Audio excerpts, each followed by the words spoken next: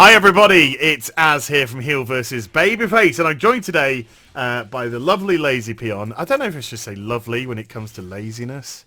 I don't know, it's not really that lovely, is it? No, it's kind of like celebrating sloth, which is not so good, but you are good, so I do like you. You are awful, but I like you. And look, we've got a video that we really want to talk about. And the problem with it is, when I say the problem, is we can't talk anymore about Warlords of Draenor, I don't think. We've absolutely killed that game. He's like dead on the floor and we're still punching it to see if we can actually, to see if we can kill it in the afterlife as well. But it does raise, a very, very important issue for World of Warcraft players, or disillusioned World of Warcraft players, and that is the kind of like proper current state of the World of Warcraft franchise.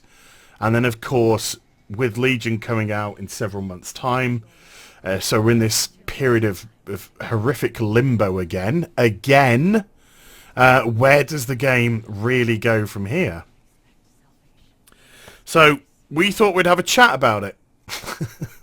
Yeah. We thought we'd put our heads together and do you want to be bad cop and I'd be good cop, or do you want me to be bad cop, you good cop, or should we I think you're probably best at bad cop. Who, me? Yeah. I've had nothing but nice things to say about this expansion. Oh wait, no, it's shit. Right, so I mean, groundwork. Patch 6.2, the final patch of Warlords of Draenor, been with us for 8.5 months now. It's a long time. And Legion, still in alpha testing. And we know for a fact that it's not going to launch before beginning of June. So that's another year. So that's yeah. They haven't. They didn't stress what year when they said, they just said after the Warcraft movie. But of course, still with that disclaimer on the poster which says can arrive any time on or before September 21st, which I don't expect it to hit. But we've still got a few months, put it that way. 4-5 months maybe? Yeah. Before the launch of Legion. And once again, like I said, we're just rooted in this period of limbo. But the difference this time is because Warlords was so badly received and everybody left, including the cleaners from South America. Yep. Are you still subscribed? Well, I'm subscribed purely for the fact that I do my Sunday mass stream. Yeah. Which is the mount farming stream. But I do make it fully known to my audience, this is the only thing that I do on WoW. I don't play it when I'm not streaming. I don't touch it. I think I've been unsubscribed from live for about 2 months now. Mm-hmm. Do you have a US account as well, or just the EU account? Just the EU account. Right. If I do make WoW content, it's just the Legion Alpha stuff. But you see, what you said is actually really bad because, I mean, for WoW, not for you. It's great for you. Because, let's face it, people like you and I, we're kind of like old guard WoW players. We've been playing it for so long. And if they start to lose that audience, you can kind of understand the fickle audience that will play something for a very short period of time, then move on to another game. There's nothing you're ever going to do to prevent those people from going. They may come back at expansion points, but you're never going to retain them. But when you start to lose your old guard, that's when bad. It goes downhill, isn't it? Yeah. Why are they losing their old guard? I feel as though over the years, I don't know what it is about WoW, but I just don't find it immersive anymore. Mm-hmm. And I can't put my finger on what it is. For example, I've played the vanilla private server for a little while, and for some reason, whenever I play that version of WoW, I feel immersed, whereas with the live version I don't, and I cannot for the life of me put my finger on what it is. Is it just... I'm just going to throw this in there. Is it flying? Just as a matter of interest. Possibly. It's probably many things, flying being one aspect. Because it's quite weird, because you can now fly in Final Fantasy XIV with the Heavensward expansion. and I still feel immersed in that world. Yeah. Maybe because you still can't fly in the vanilla content, and they won't allow you to fly in that vanilla content. That's always going to remain grounded. But I still feel highly, highly immersed. And of course, because Azeroth was so big, when Yeah. Cataclysm came along, you kind of thought flying would be great. But games like Final Fantasy still reuse older zones to do stuff, modern content. I think that's important because it makes the whole world feel relevant. Yeah. Whereas it feels like every expansion, the game almost gets smaller because you're not going back to the old world. And that's what I've really enjoyed about Heaven's Ward, was the fact that you had this new area, you had new zones, and yet there was always quests which pulled you back to other places. Always pulled you back to somewhere else. And because of the in-depth crafting system as well, you always find yourself out in the old world farming materials. Yeah. So again, you always have this kind of connection. I'm kind of with you. On the World of Warcraft, I don't feel any connection with the world at all. In actual fact, I just feel as if they are segments of a game. There is zero kind of immersion there. And I think that also has a lot to do with the fact that World of Warcraft now lacks a narrative. It lacks a story. And if you've got a story and a narrative progressing through your game, then you get more invested in it and it becomes more relevant to you. But there isn't that. And I think in the World of Warcraft now, it just feels like they are literally producing content patches. And Yeah, that's what it feels like. Yeah, And it doesn't everything feel like they're before that producing is a game. irrelevant. Yeah. It's like you don't feel as if it's I am playing the World of Warcraft and I'm now immersed in this part of the story. It's just like, right, now we're going to put this into the game and you can go and kill them. And you just don't feel as if it's actually bound, there's any relevance to it. You don't feel as if it's, I think they've lost the plot. But Yeah, I feel as though one of the main things that I'm really concerned of in Legion, and one of the things I hated about Warlords, is being the special snowflake, being the commander of your garrison, and in Legion being the chosen one. You are Neo, I yeah. don't think that works in an MMO. It works in a single player game, but in an MMO where everyone's the chosen one, I just don't feel... I think that really takes away from immersion. The obvious idea behind it is you're the chosen one, nobody else is, and you've got to pretend that all the other players in the game are grunts. Yeah. I think that's the intended ploy of being the chosen one. Because, of course, there isn't going to be 3 million people running around with Ashbringers. There ain't 3 million Ashbringers. Yeah. So yeah, from that point of view, you can kind of understand it, but the narrative has to follow that.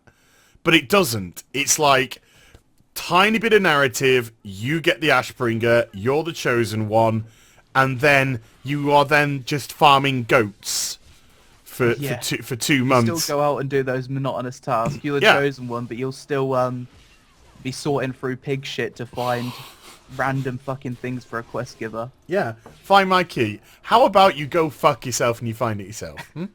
How about you stick your hand in the shit, Mr. Quest Giver wants to give me 3 silver, 4 copper? How about you do it? Yeah, and then of course everybody around you is also holding the Ashbringer, so it's kind of like, You kind of have to pretend. You really have to just pretend they're not there. Yeah, there's a suspension of disbelief which goes above and beyond. Yeah. But I mean, one thing that Legion does have going for it, theoretically, of course, because there isn't any endgame content for us to actually test. But the theoretical side is the fact that I love the way that mobs scale to your level. Yeah. Therefore, it makes every zone now in Legion relevant, even when you've completed your leveling up. Because let's say you started off in Stormheim at level 100. If you return to Stormheim at level 110 after you've completed your level cap, all the mobs are 110. Yeah. And then with the map content going up, allowing you to go into different zones to complete different bits of content, that's the theory behind it, you're going to be fighting everything at top level. It's not like you're going to go to Stormheim and pwn everything at level 100. It kind of makes the rest of the zones feel a lot more relevant, which we haven't had before. Like in Warlords, there's no real reason for me to go back to Legrand, for example. But the problem I think I'm going to have with that is I have a horrible feeling the narrative again will stall at level 110 after you've reached level cap. There'll be this, story going through during the leveling, which is normally pretty good. Even in Warlords it was good because we just didn't know what was going to happen after 6.0. But if the narrative stops and then it just feels like we're going to a command table, selecting a point of the world that we need to fight something in, going off and doing it, you could totally lose that immersion because there's no narrative driving us forward. In other games, Elder Scrolls Online in particular, that I think is the biggest. Final Fantasy 14, I have to use an example because it's true. SWOTOR as well, maybe? I'm not sure, but I think so. When you hit your top level, it actually starts you off on a completely new story. Oh, nice. Yeah. I haven't played many of those games, but yeah, when you hit top level Final storylines. Yeah, and that I think is what World of Warcraft definitely needs. It needs a narrative at top level with Legion. But what do you think WoW needs to push forward? I just think that it should start making the rest of the world relevant again, honestly, because... But how do they do that? How can they do that? I think they should roll out the scaling of the zones to other old world zones. Mm-hmm. Maybe not every zone, but zones in which it would make sense. So it makes it a little bit more alt-friendly when you're leveling up. Or you just want to go back and do some quests and not just one-hit everything. But of course, the slight problem with that is if you're leveling up, Blizz just want you to plow through to level whatever it is that starts off the next expansion. Yeah. They just want you to, that's why they give you the boost on the expansion. That's why they have the character boost on the shop. They've kind of killed their leveling procedure. Yeah, I do feel as though Legion's doing a really good thing with the dungeons, in the fact that they're going to be relevant for a lot longer due to how they scale with those keystones. Yes. I think that's a fantastic idea, and I can't wait to see how that plays out. Yeah, I like modifiers. I like the idea of modifiers. I am scared to death, though, that they're going to use that as an excuse not to put new dungeons in the game.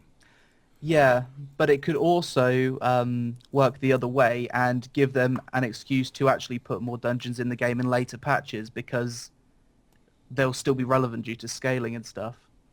Oh yeah, Whereas they'll stay relevant. Put dungeons in because they would be kind of irrelevant because everyone had already cleared all the dungeons, and it wasn't really part of the gearing process past the initial patch. Whereas now they can do it. I hear what you're saying, but the way that Blizzard kind of twists information, they could say, well, everybody's loved doing these 8 dungeons, 9 dungeons, whatever, I think it's 9 in Legion. Everyone's loved doing these 9 dungeons at their, with their modifiers. Come patch 7.1, we're going to add new modifiers. Oh, just add new modifiers rather than yeah, as opposed to new dungeons, and and it'll scale up. It'll scale up now to item level so and so, and instead of dropping 810 gear, it's now going to drop 825 gear. You know what I mean? I hope that doesn't happen because I'm pretty sure people would be rather pissed. I think people would be rather pissed, but this is just the problem is you can't put it past them. You absolutely can't put it past them. It is the kind of trick they would pull. We've seen it before. We've absolutely seen it before. And the problem is, will we see it again? Let's hope not. But with Warlords of Draenor starting off with 10 million, we don't know what the current subscriber level is because they won't tell us anymore. It's below 5 million, I reckon. I think it's without doubt below 5 million now. I think around about. I personally, just my personal feeling is about 4.6 ish. I think around there. When Legion comes out, do you think the game could get the pop back to kind of WoD levels of 10 million, or do you think WoD has disillusioned so many players that there might be a very much a more cautious approach to them coming back at Legion? Oh, definitely. I think for a lot of players, Warlords was their last chance at WoW. For others, Legion's going to be their last chance. But I feel as though what they're doing with the Warcraft movie is going to bring in a lot of new players. However many stick around is another question. But initially, I think they will see good numbers. If it wasn't for the Warcraft movie, I think it would be a lot less than 10 million that we got in Warlords. Yeah. Definitely. But yeah. the hype train is pretty real through the marketing that they're doing for this expansion. Well, you know, for the Warcraft movie, if you purchase tickets to see the movie, you get a free code to play World of Warcraft. Yeah, that's a pretty genius marketing idea, to be honest. Yeah, to inflate the numbers so they can come and go, oh, look, World of Warcraft has got 15 million players. Yeah. It hasn't. It's got 3. Yeah, so with that marketing going to hit the movie, of course, and I think they think the movie is going to be good. I think there's that's why they've pushed the expansion behind the movie, because I think there's this sense that this movie is going to be very popular. It's going to work. Yeah. And of course, if the movie generates goodwill, then people might say, well, let's give Legion a chance, sort of thing, and give it another crack. But if the movie tanks, which I don't think it is, I think it will. I think it looks good. I mean, I think a lot of CGI looks good. Some of it looks ropey, but I think it's more the environmentals. The actual character models look sensational, I think. And I think one of the things they have to do with the Warcraft movie is not make it World of Warcraft fan-friendly. No, make it appeal to the kind of general population that's maybe never even heard of the game, to kind of intrigue them, spark their interest into the world. Yeah, don't pander to the neckbeards, which I don't think they're doing. I don't think Duncan Jones is doing that. I think they are catering for the wider audience. You know, kind of looking more to try and pull in maybe the Harry Potter, the Hobbit type of audience, as opposed to the neckbeard. Why is Garona half orc, half human in this film when she's actually half orc, half Draenei? Instead of that kind of person. Yeah. Because World of Warcraft fans will just tear it to pieces if it doesn't get the lore exact. So why even bother? Why even bother catering to them? They're just going to pull it apart anyway. Garona should have blue eyes. She's got brown eyes. You know, they don't need that kind of shit. So, like you said, you have this kind of, because of the marketing of the Warcraft movie, because of handing out these codes, the potential pop in sub numbers, but then it's all going to come back down to retention again. Yeah. Can they retain? I feel as though they're going to struggle retaining a lot of the brand new players that they've got from the movie. I feel as though it'll just be kind of an initial thing that they'll maybe play for a month or two for the vast majority, because I don't feel as though the World of Warcraft new player experience is anywhere near as good as it should be. I'm sure you've probably tried to get a few friends into World of Warcraft. I know I have. Oh, yeah. They always quit. I'm last man standing. Yeah, they always quit during the leveling, because once you start to get to 100, 110 levels, it just looks really daunting for them. And let's be honest, the questing's pretty boring unless you really force yourself to get invested into the zones, which you can't really do nowadays with heirlooms and the speed in which you level. You kind of finish a zone before you've even seen the full story. And of course, a new player won't have heirlooms and shit like that. No, but still, I think the base leveling is a lot faster than it used to. Oh, yeah. They have made those modifiers. Yeah. But obviously somebody with heirlooms who's a current player versus a brand new player going into the game, unless you've done like a recommend a friend where you just literally start giving them levels. Yeah. And the fact that it's a lot easier on those early levels than it used to be. But how do they change that? I mean, the only way that they've changed it, of course, is to try and make money from it. Hey, folks, you can bypass the leveling experience for 40 quid, 40 euros, $40, whatever. Yeah. But how do they try and make leveling fun when you do have 110 levels to crack at? I feel as though they need a fundamental overhaul in the whole early level leveling experience, because I don't really know the answer to what they could do to just kind of fix it like that. Do you know what I would do? But I know it's not the most perfect idea, but this is what I would do. I would increase the experience, and I would use the scaling technology which they've now introducing into Legion to keep mobs relevant to you. yeah, I would keep that, and also quest experience would also scale relevant to your level, and I would literally bypass zones. So you would go from Elwyn Forest. It would recognise what level you finished at Elwyn Forest, and then you would go over to Stranglethorn already. you can just go where you want basically. Yeah, yeah, It's yeah, a and little it- sandbox that you Yeah, have sort of, the yeah, choice. but you pick a zone, you level it in the zone, and you get a fuck ton more experience than you did in the past, and everything's scaling to you. So I could be in Elwyn Forest and go from level 1 to level 25, for example, Yeah. if I wanted to. And just do it that way. Blitz them through like that. Fuck heirlooms.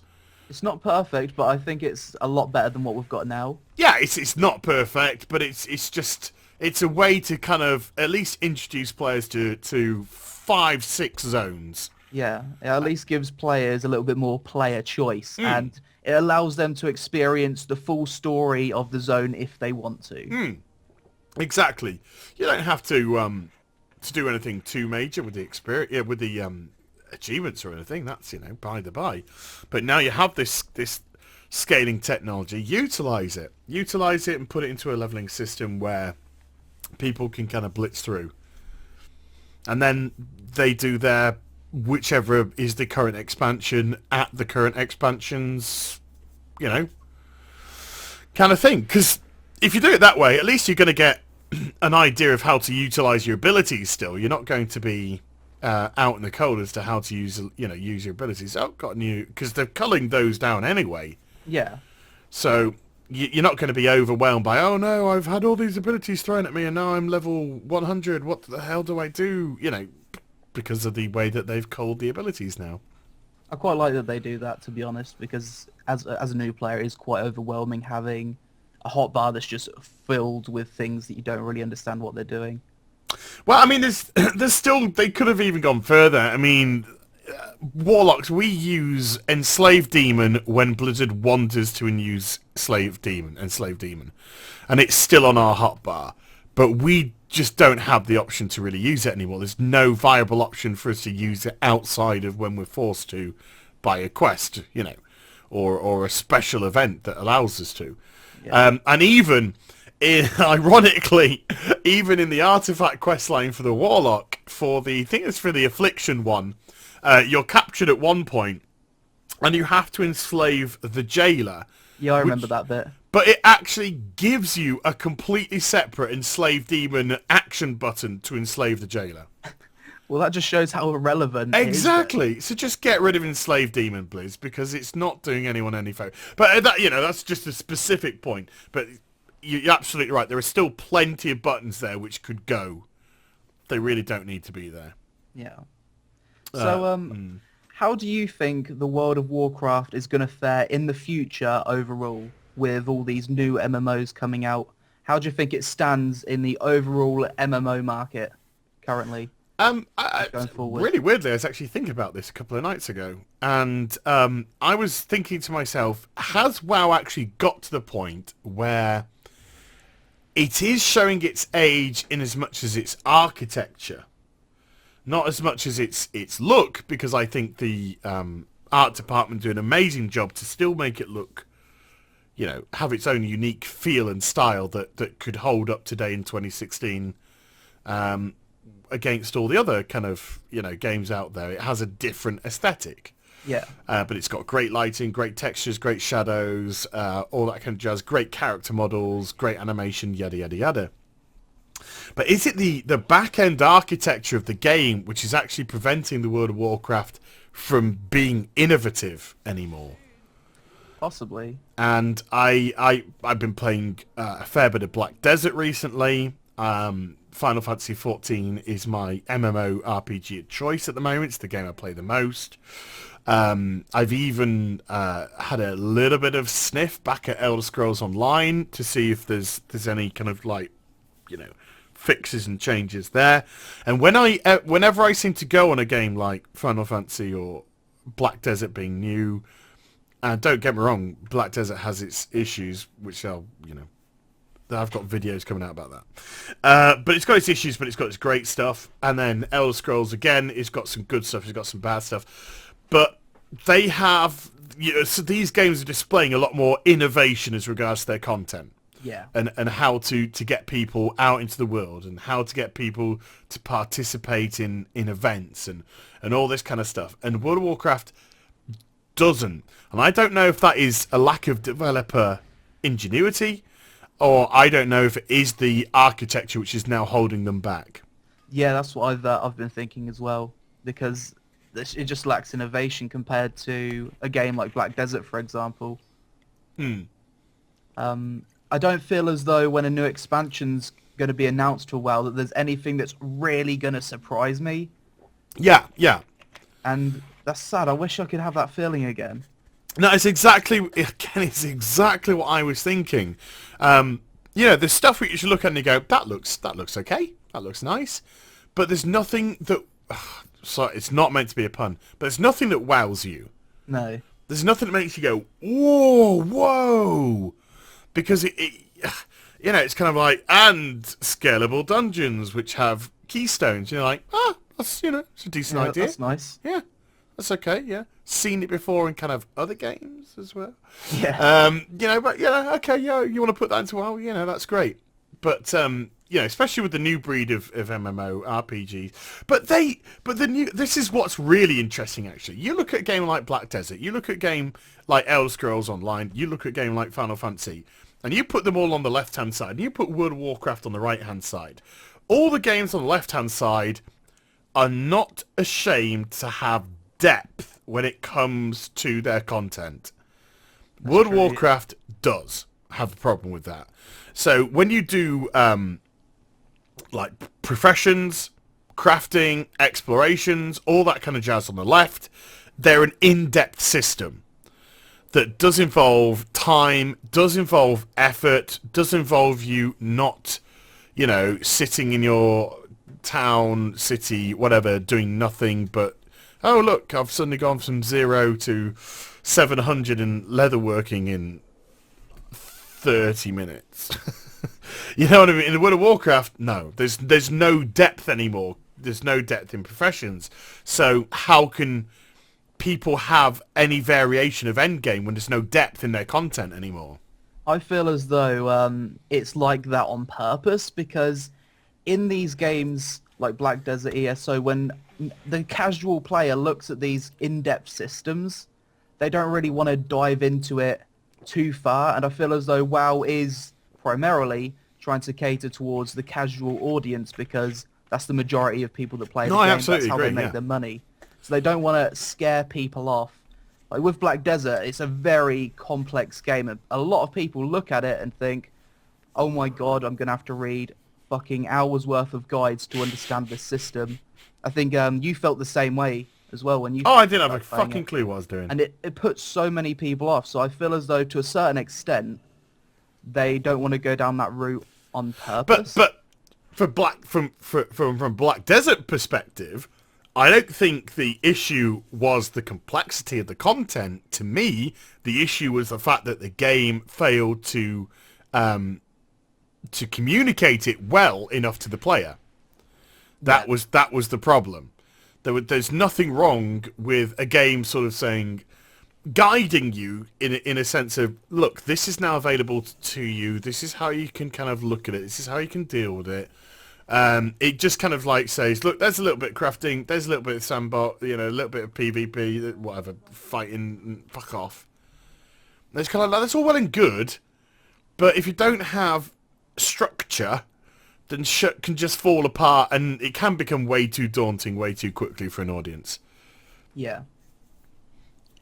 But I totally agree with you on the World of Warcraft. And no, I absolutely believe they're doing it on purpose. I don't think it's it's just happened. No, I absolutely believe it's on purpose because they think everybody, every kind of player from an experienced player to a brand new player should be on the same playing field. But the problem with that is, and I've said this before, and I'll say it again, when you are trying to cater content for every denomination of player, you're not. Because you can only create that content to the lowest common denominator of player, because it has to be accessible to them. So the intermediate players are like, well, I'm not particularly interested in this. And the expert players are just like, it's fucking too easy, I'm not even going to bother. Yeah. So that's the problem when you try and cater to everybody. You're not, in essence, because you're actually only catering for the lowest common denominator. Because you have to, because that's your entry point in the game. So there's nothing that an expert player can do in the World of Warcraft anymore in as much as non-raiding, non-instance-based content, because World of Warcraft are now scared, Blizzard are now scared of people turning around and going, oh, well, I actually have to invest time and effort into doing this. I totally agree. Couldn't agree more. And that's a major problem that they have. Yeah. So why is a hero, like I said, hero, old guard of WoW player here, why should we continue to play your game when you no longer produce anything for us? And that's the kind of feel that I have. You were saying earlier about last chance for expansions. Legion is my last chance. If this expansion isn't up to much, I'm gone from WoW for good. This is my last chance saloon. So and I'm a 9-year player. It's literally 9 years this month that I started playing World of Warcraft. Wow. Yeah. So that's a long time to, for an old, for a player that's, I don't know, some thousands upon thousands of pounds into the game, to turn around and go, nah. I think for me personally, I honestly, as much as I really want to get into WoW raiding in Legion, I feel as though I'm just kind of got bored and burnt out of the whole tab targeting. It can only keep me interested for a certain amount of time. Yeah. Because it feels so repetitive. There's not really much they can do about that. It's just the game. That's just the game showing its age for me. Yeah. But in my first impressions series, I've been trying to go out and find an alternative game to WoW. And at every MMO I kind of look at, the problem is you kind of ask the wrong questions. You have to ask yourself, is this game pay to win? Which is so fucking sad in the state the MMO market is in general. Mm-hmm. Because most games have some kind of pay to win element, especially if they're free to play. Yeah. And a lot of games are just coming out as cash grabs, and there's so much fucking crap being pumped out by various developers that people look at WoW and they think at least it's a consistent game that does produce pretty decent content and it's not pay to win. That's kind of my appeal to WoW. Whenever I play a bad MMO, I look at WoW and I think, yeah, I really want to play WoW right now because it's not as bad as this crap that I've just spent a few hours playing. And then you log in and you realise there's nothing to do. Yeah. I feel like WoW is still definitely up there as one of the best MMOs because of how good the raiding is. I don't think there's many games that can even compete with WoW's raiding scene. I wouldn't say currently at all. I probably wouldn't even have WoW in my top 5 MMOs at the moment because it's just not good enough. The level of content, breadth of content is just not good enough. Yeah, it's got great raiding, but raiding in itself has got a huge issue, and that's that it doesn't appeal in any shape, way or form to people wanting to get into it, because it's so nuanced now. They make the raid fights more and more and more and more complex, that it's actually becomes more and more and more and more off-putting to people who want to get into raiding, because there's only like an elite now with mythic raiding. It's literally like an elite of player that will have the desire to do that because of how complicated the fights are. And even heroic, it's so difficult to try and get people guilds into doing heroic, and that has had a huge drop off. Whereas if raiding was a little bit more accessible, you know, if the fights weren't quite as complicated, I'm not trying to say dub down content too much, but I'm just saying a little bit more accessible. I think there's extremes that you got to be careful about, and I think raiding's gone off into a completely different extreme. It just doesn't cater for somebody who's fresh off the boat, who's interested in raiding. They're just never going to get a raid slot. Never going to get a raid slot. So that's it for now on this channel. If you go over to the Lazy Peons channel, you can catch part 2 of our discussion. It's the top link in the description down below. And while you're there, please do subscribe. And I hope that you enjoyed the vid. If you did, do give it a thumbs up and also subscribe to my channel. Follow me on social media and Twitch for live streaming. Links are in the description below. And I'll be back with some more stuff very soon. You take care, everybody. Bye-bye.